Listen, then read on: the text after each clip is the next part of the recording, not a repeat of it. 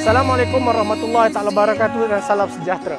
Sempena dengan sambutan Hari Kemerdekaan ke-64 Malaysia, Majlis Belia Negeri Selangor membawa anda semua ke Kampung Sungai Ramal, Kajang yang merupakan tempat kelahiran Lieutenant Adnan Saidi pada tahun 1915. Seusia umur 18 tahun, Lieutenant Adnan Saidi memasuki Regimen Askar Melayu Diraja sehingga beliau terpilih sebagai rekrut terbaik. Pada tahun 1936 beliau dilantik ke pangkat sarjan, di mana kenaikan pangkat yang begitu pantas bagi seorang tentera muda.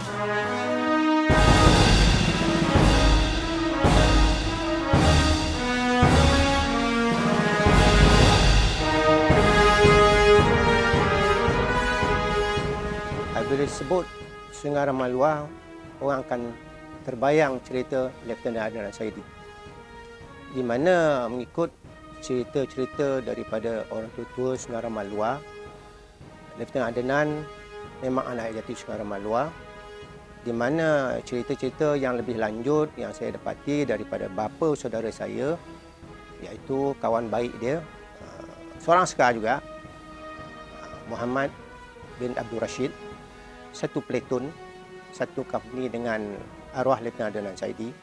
Dan dari cerita inilah saya dapat sedikit berkaitan perjalanan Lieutenant Adnan. Walaupun pada dasarnya saya ini rasanya kurang layak bercerita tentang Lieutenant Adnan kerana fenomena ni berlaku di tahun-tahun puluhan, 40-an. Jadi memikirkan orang tua-tua di Sungai Ramal yang ada kaitan cerita tentang Lieutenant Adnan dan keluarga, semuanya dah tak ada. Kok ada seorang pun mungkin daya ingatan dia tak berapa baik. Jadi saya sikit sebanyak dapatlah menceritakan mana yang saya tahu, yang telah diceritakan oleh bapa saudara saya, mak saya, juga kisah-kisah yang diceritakan oleh orang-orang yang terdahulu seangkatan dengan Lieutenant Adnan. Jadi Lieutenant Adnan ni dia sebelum tu berkawan dengan bapa saudara saya yang saya panggil Pak Lang Muhammad, di mana Pak Lang saya ini masuk askar, di mana Lieutenant Adnan dia masuk MTD. Jadi apabila perjalanan askar itu tahun demi tahun, maka dua sahabat ni, di mana Lieutenant Adnan dengan Pak Lang saya, Muhammad ni, dia satu company dan satu platoon. Jadi kisah-kisah askar Melayu dipimpin oleh Lieutenant Adnan bermulalah, di mana saya sendiri pun mendengar cerita daripada mak saya, di mana mak saya pun sebaya dengan adik Lieutenant Adnan, dan Lieutenant Adnan ni lah sebaya dengan bapa saudara saya, juga satu kampung, memang daripada kecil hinggalah dewasa, dan teruslah masing-masing menceburi diri dalam bidang ketenteraan. Di dalam zaman dahulu, Sungai Ramal Luar ni tidaklah serancak sekarang, di mana fenomena suasana kampung dia begitu, memang begitu kampung. Memang tidak ada kata untuk pembangunan. Kita akan lihat di mana Sungai Ramal Luar ni, kebanyakan penduduk dia semua di sepanjang jalan Sungai Ramal Luar. Jadi kiri kanan jalan tu, itulah penduduk Sungai Ramal Luar. Tapi apabila pembangunan tahun demi tahun, perubahan kampung itu sudah jauh sangat berbeza. Jadi apabila mengenang kembali kisah Lieutenant Adnan ni, saya banyakkan diceritakan oleh bapa saudara saya ni, yang Pak Lang saya, Pak Lang Muhammad, di mana kisah dia yang saya suka melihat, mendengar cerita di Bukit Mat Candu, kalau tak silap, di Singapura. Kisah-kisah apa yang terjadi di atas bukit, di mana kisah ni saya rasa tidak ada dalam buku sejarah, catatan sejarah pun tak ada. Tapi ini dicerita terus daripada mulut bapa saudara saya yang satu platoon dengan dia, di mana kisah dia di atas bukit tu sebelum diarah berundur di arah berundur. Ini satu cerita yang mungkin belum pernah didengar oleh semua orang lah. Tapi cerita ini benar dan benar berlaku. Di mana bapa saudara saya yang bernama Pak Lang Muhammad ni, di mana dia sebagai askar bawahan dan Lieutenant Adenan sebagai dia punya pemimpin dia. Apabila keadaan itu dah terdesak, di mana Lieutenant Adenan mengarahkan bapa saudara saya untuk berundur. Tapi bapa saudara tidak mahu undur kerana sebab kata dia mati sama mati. Tapi oleh kerana pesanan daripada Lieutenant Adenan ni supaya balik kampung, kerana pesanan dia untuk kaum keluarga dia dan anak-anak dia. Di mana yang saya ketahui anak dia yang diceritakan oleh sebahagian orang tua lah, ada 2 lelaki, iaitu Mokhtar dan Zainuddin. Saya rasa dia ada di kawasan Johor. Tapi saya tak pernah jumpa lah. Nanti ikut daripada cerita daripada orang tua dulu, Mokhtar ni kalau tak silap dia bekerja sebagai pemandu teksi di kawasan selatan lah. Jadi apabila kisah di Bukit Mak Candu tu, satu yang agak rahsia, di mana bapa saudara saya masa dia diarahkan oleh Lieutenant Adenan untuk balik, dia orang ni dah dua-dua dah keluar daripada kubur. Apabila luar daripada kubur, askar-askar Jepun yang daripada bawah ni pun teruslah menembak bertalu-talu. Tapi kalau fenomena orang asing, mungkin benda ini mengarut. Tapi oleh kerana dalam dunia Melayu ni tak ada masalah. Kerana tembakan yang dilepaskan oleh tentera musuh ni tidak menjejaskan tubuh fizikal dia. Jadi dalam masa yang sama, saya pernah juga melihat dan meraba kepala bapa saudara.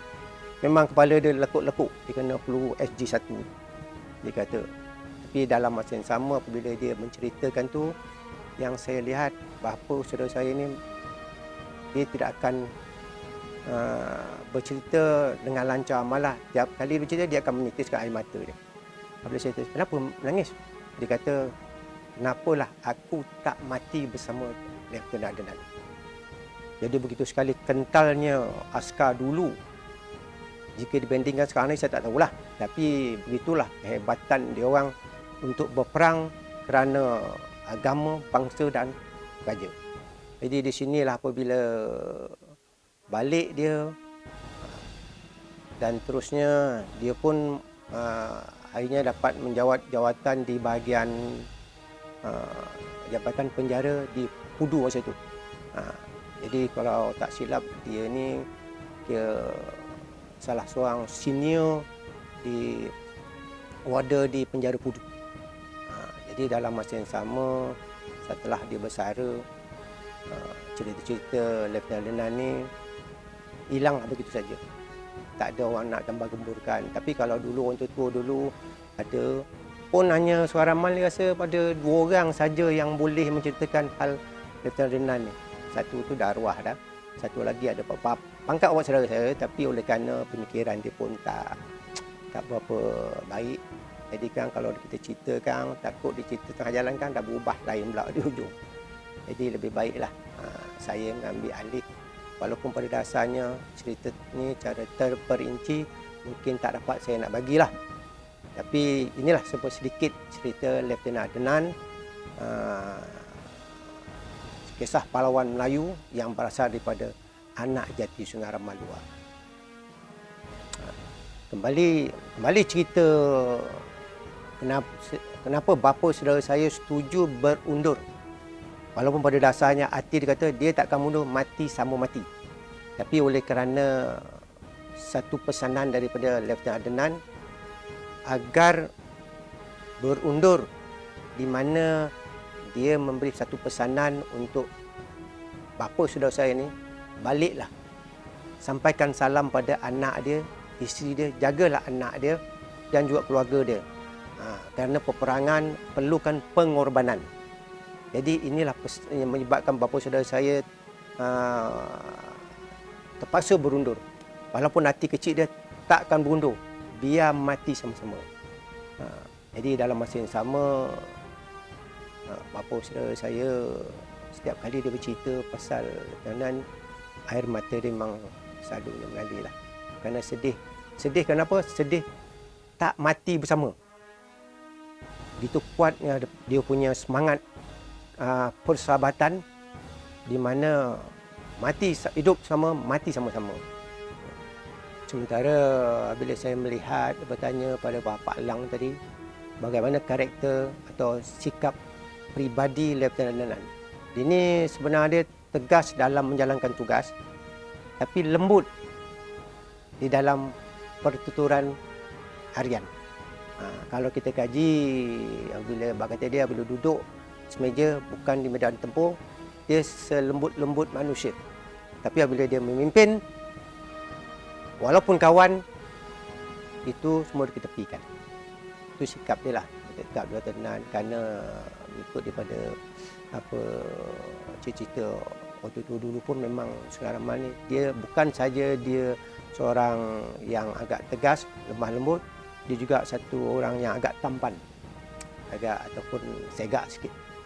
Merdeka ni begitu luas kerana jika dibanding luas definisi dia, kebebasan kita berfikir, bergerak, memimpin dan tidak dicabar oleh nasi-nasi yang negatif daripada luar.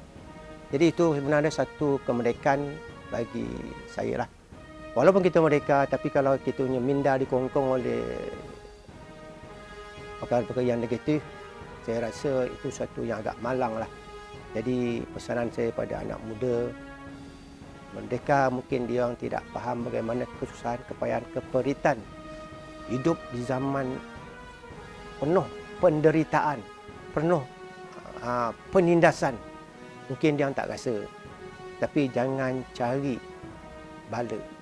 Di mana kemerdekaan itu hanya orang-orang yang tulus, orang-orang yang berpandangan jauh, sayang pada bangsa agama dia. Jagalah kenikmatan merdeka, agar mereka itu kekal selama-lamanya.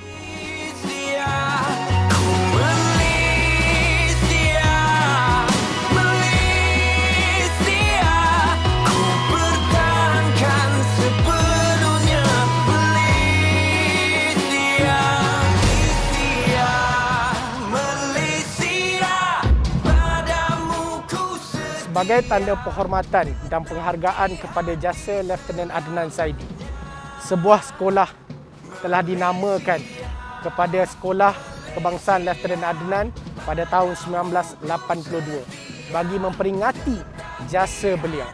Apa yang uniknya tentang sekolah ini? Sekolah ini dibuka pada tahun 1915, iaitu tahun kelahiran Lieutenant Adnan Saidi di Sungai Ramal, Kajang.